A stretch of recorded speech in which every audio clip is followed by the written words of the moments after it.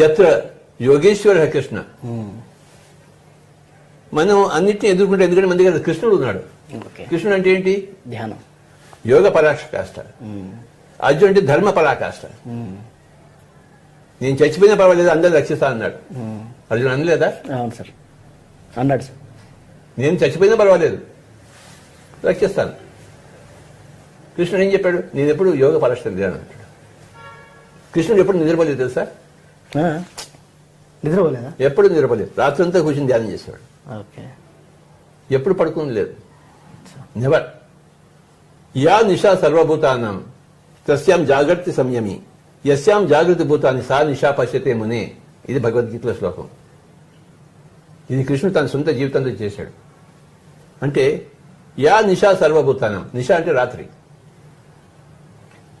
సర్వభూతానం అంటే సకల ప్రాణికోటికి ఏదైతే రాత్రో, యా నిషా సర్వభూతానం తస్యాం జాగ్రత్త సంయమి. ఒకనొక యోగి ఎప్పుడు జాగ్రత్తలో ఉంటాడు ఆ రాత్రిలో.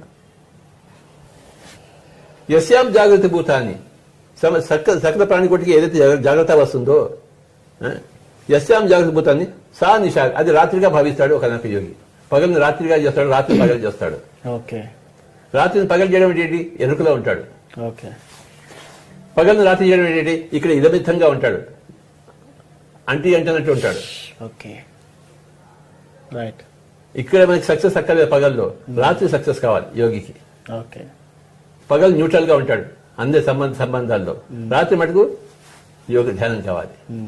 కృష్ణుడు ఎప్పుడు నిద్రపోలేదు. రాత్రి అంతా పగల రాత్రంతా కూర్చునేవాడు, ధ్యానంలో కూర్చునేవాడు. ఓకే. ఆయన కూర్చోకపోతే నువ్వు నేను కూర్చుంటామేమా? నువ్వు నేను ఉన్నట్టు ఆయన ఉంటాడు ఏంటి అక్కడ? ఉన్నాడు సార్. మరి తేడా ఏమిటి?